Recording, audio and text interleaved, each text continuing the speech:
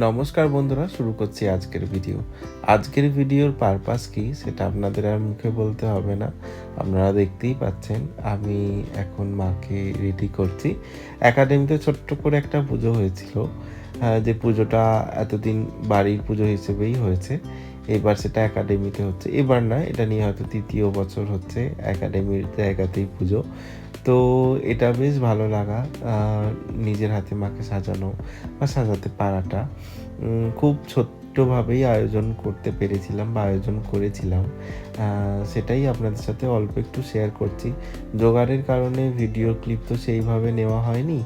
যখন মাকে সাজাচ্ছিলাম তখন মনে হলো একটুখানি ক্লিপ নিই, যেটা আপনাদের সাথে শেয়ার করতে পারবো।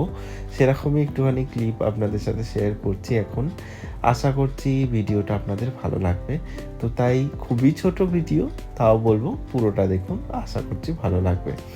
তো বলে রাখি, একাডেমি যখন শুরু হয়েছিল 2020 সালে, তখন ভাবিনি একাডেমি এত বড় হবে বা এতগুলো মানুষ আমার কাছে বিশ্বাস করে আসবে বা শিখবে বা তারাও নিজের লাইফে কিছু একটা করবে বা করতে পারবে, বা চেষ্টা করবে। সবটাই কিন্তু মায়ের জন্যই হয়েছে।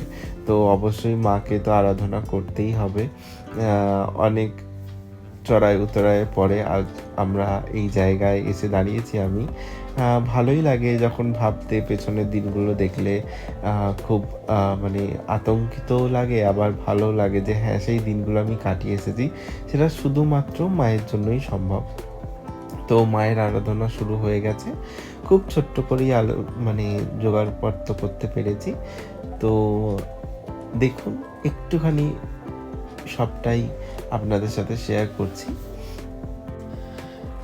যেহেতু এবারের পুজোটা অনেক তাড়াতাড়ি পড়ে গেছিলো, মানে শেষ হয়ে যাওয়ার সময় ছিল, সেহেতু অনেক ভোর থেকেই জোগাড় যন্ত্র শুরু হয়েছে এবং তার মধ্যে অনেক সকালের মধ্যেই আমাদের পুজো কমপ্লিট হয়ে গেছিলো।